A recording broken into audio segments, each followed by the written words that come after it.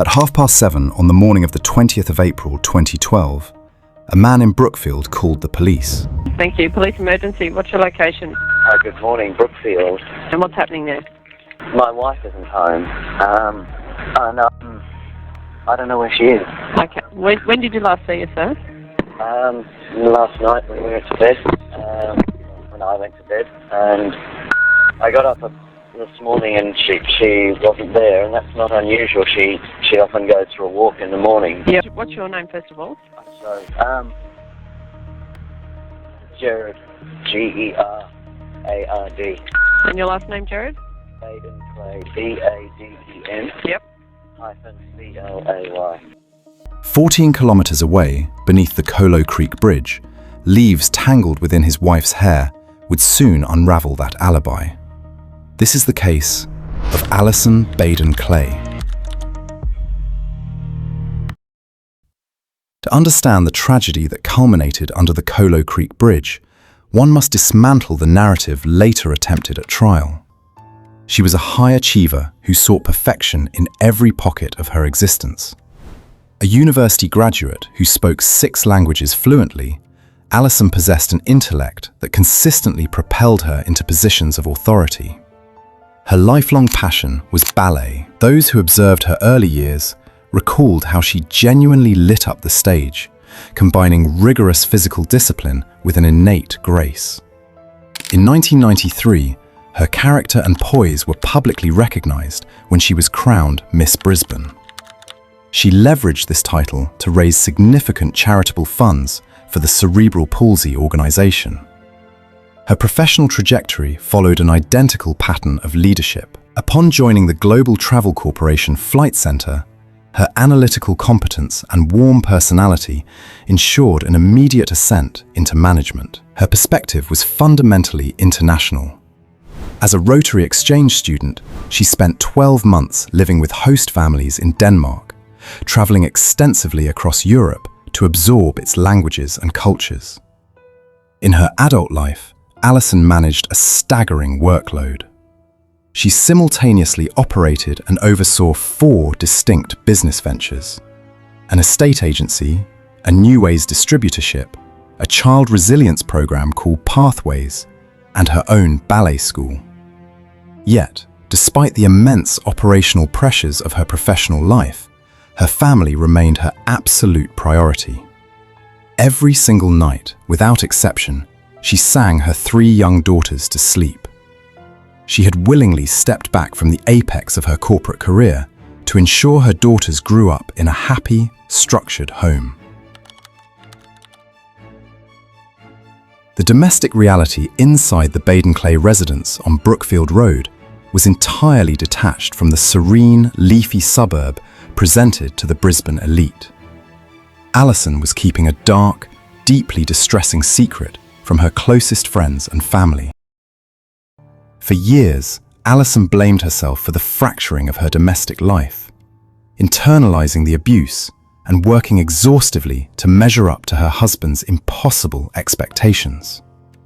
This environment triggered a severe, prolonged battle with clinical depression, a condition that first manifested during their honeymoon in 1997. Allison was prescribed the antidepressant medication Zoloft to remain functional.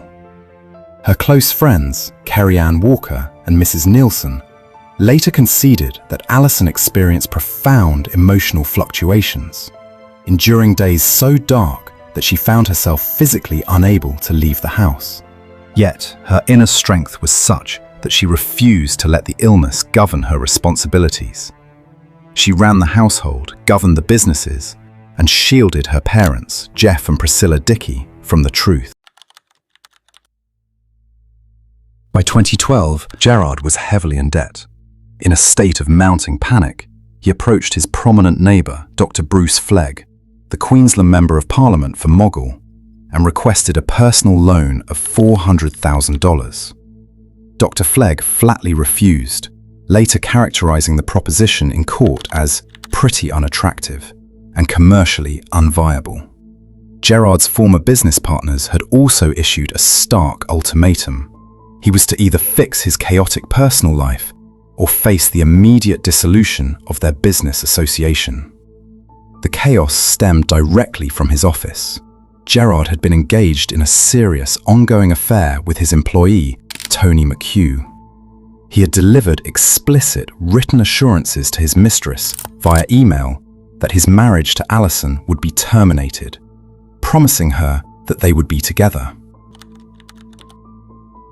The atmospheric peace of Brookfield was violently disrupted on the night of the 19th of April, 2012. Inside the family home, tensions appear to have reached a breaking point. By this stage, Allison had become aware of the extent of her husband's affair. Adding to the strain was the recent arrival of a baby boy within the wider Baden-Clay family, a development that friends later suggested had affected her deeply. What happened inside the house during the late hours of the 19th of April can never be known with complete certainty. What is known is that, as midnight approached, several residents living around Brookfield Road later recalled hearing unusual sounds carrying through the quiet suburban night. Some reported raised voices.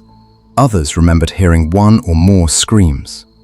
One witness described a woman's scream so piercing that it woke him from sleep. Another recalled hearing a sharp cry, followed by a heavy thud. Several residents spoke of shouting, sudden exclamations, and noises that struck them as unusual at the time. Yet none of those who heard the sounds could know their significance. For most, they were simply fragments of a disturbed night, briefly noted and then forgotten as the suburbs settled back into silence. When morning arrived, Allison Baden-Clay was nowhere to be found. Gerard told family members and authorities that she had gone for her usual morning walk and had not returned. At 7:30, he contacted police to report her missing. Police emergency, what's your location? Good morning, Brookfield. And what's happening there? My wife isn't home. I don't know where she is. Okay, what's your wife's name? Allison with 2 L's. And same surname? Okay, and how old is Allison? 44. Okay, so you didn't see her before she got up this morning, so... No. Okay, all right. The report of Allison's disappearance mobilized one of the largest missing person searches the city of Brisbane had ever witnessed.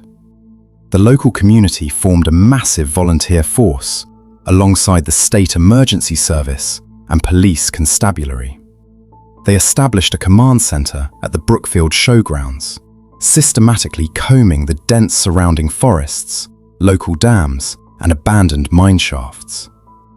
Throughout the 10-day agonizing search, Jeff and Priscilla Dickey waited at the showgrounds from dawn until dusk. Their lives as relaxed retirees had evaporated in a single morning. As the sun set each evening, they left the site with the shattering realization that they were leaving their precious daughter alone in the dark, exposed to the elements.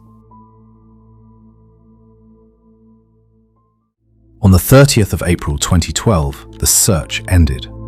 A canoeist navigating Kholo Creek at Ansted spotted a body resting on a muddy bank beneath the bridge, 14 kilometers from the Brookfield home.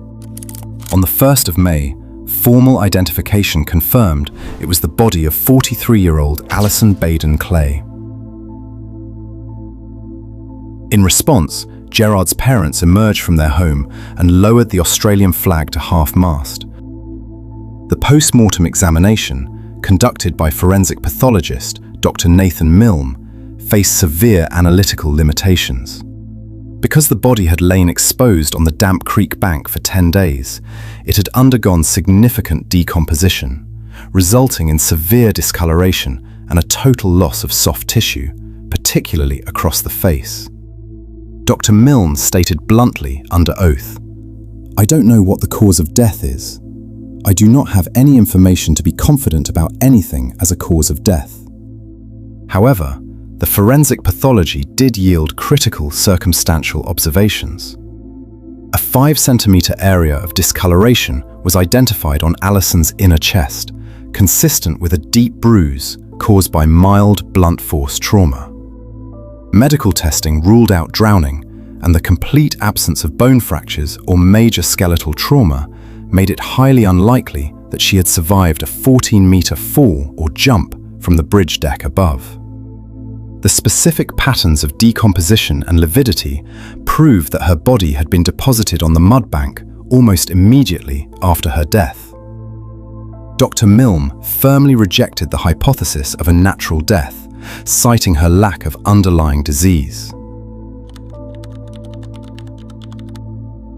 With the discovery of the body, the police escalated the case to a homicide investigation. They established a permanent forensic checkpoint at a roundabout on Brookfield Road, questioning hundreds of motorists in the hope of securing vehicular data. Gerard's behavior grew increasingly erratic. 2 days after reporting his wife missing, while en route to a critical interview with homicide detectives, he crashed a borrowed car directly into a bus terminal outside the Indrapilli shopping centre. The police forensic net, however, was closing. Homicide detectives bypassed the lack of an explicit cause of death by assembling an unassailable wall of circumstantial evidence. First, data extracted from Gerard's mobile phone completely dismantled his alibi. The digital footprint proved he was not in bed asleep as he claimed, but active and mobile during the exact hours his wife vanished.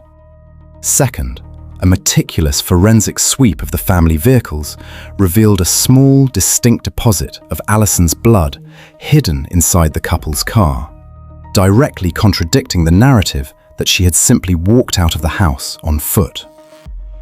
Third, the ultimate breakthrough came from the field of forensic botany. The leaves recovered from Allison's hair did not match the flora of Kholo Creek. They were scientifically matched to the specific ornamental trees growing on the back porch and patio of the Baden-Clay home. On the 13th of June 2012, following several hours of intense interrogation at the Indrapilli police station, Gerard Baden-Clay was formally arrested and charged with murder and interfering with a corpse. He maintained a posture of absolute innocence. His sister, Olivia Walton, stood outside the court, proclaiming her firm belief in his innocence and appealing for police to investigate alternative avenues. The committal hearing in March 2013 became a battleground of forensic expertise. The defense fiercely attacked the prosecution's medical witnesses, arguing that their opinions were based on photographs rather than direct physical examination. The core of the state's case rested on the physical markings on Gerard's face. Senior Queensland Health Forensic Medical Officer Dr. Leslie Griffiths testified alongside Dr. Robert Hoskins. Dr. Hoskins testified that Gerard's claim that the marks were merely shaving cuts from a blunt razor was extremely implausible. He stated with medical certainty that the parallel lacerations were entirely consistent with human fingernail scratches. He dated the injuries to being over 3 hours old at the time of the police photography, locking the physical struggle squarely into the timeline of the midnight screams heard by the neighbours. Tony McHugh, his mistress, testified that in the days following the disappearance, Gerard contacted her privately, instructing her to lay low. The jury learned he had methodically scrubbed his corporate environment of her existence, hiding the infidelity until the pressure became unsustainable.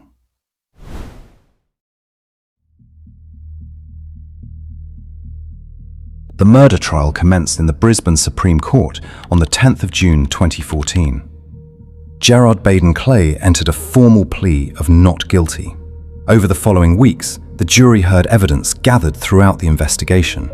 They examined the midnight screams reported by neighbours, the blood discovered in the vehicle, the vegetation found in Allison's hair, and the scratches on Gerard's face that investigators considered significant. The prosecution argued that these pieces of evidence formed part of a larger picture. The defense challenged that interpretation. Ultimately, it was for the jury to decide. On the 15th of July 2014, the jury returned a verdict of guilty of murder. Gerard Baden-Clay was sentenced to life imprisonment. The legal proceedings, however, were not yet over. On the 8th of December 2015, the Queensland Court of Appeal overturned the murder conviction and substituted it with manslaughter. The court ruled that the prosecution had not established beyond reasonable doubt that Gerard Baden-Clay intended to kill his wife. The decision prompted an appeal to the High Court of Australia. On the 31st of August 2016, the High Court unanimously restored the original murder conviction. Gerard Baden-Clay's sentence of life imprisonment remained in place, bringing the legal proceedings to an end. For Allison's family, the conclusion of the court proceedings did not mark the end of their ordeal. It simply marked the beginning of a different reality. In their victim impact statements, her parents described the lasting consequences of losing a daughter. Her father, Jeff Dickey, spoke of the trust he had once placed in the man who married Allison and the devastation that followed. Her mother, Priscilla, reflected on the pain that remained years after her daughter's death. No one felt that loss more directly than Allison's sister, Vanessa Fowler. In the aftermath of the murder, Vanessa and her family assumed responsibility for raising Allison's 3 daughters, ensuring they remained surrounded by family despite the circumstances that had brought them together. The years that followed reshaped their lives in ways they had never anticipated. More than a decade later, Allison's absence continues to be felt. Vanessa went on to become chair of the Allison Baden-Clay Foundation and spent years advocating on behalf of victims and their families. In 2026, she reflected on the reality many families continue to face. We as a family are also victims. We were also handed a life sentence when Allison was murdered, and we live without her and we miss her each and every day. For the justice system, the case eventually reached its conclusion. For Allison's family, it never truly did. The passage of time could not return the years they lost, nor could it restore the moments that would never be shared again. Allison Baden-Clay never saw her daughters grow into adulthood. She never saw the years that followed, but those who loved her carried her memory forward. After the investigations, the appeals and the headlines had faded, the loss remained, and for those left behind, it always will. Only the dossier remains.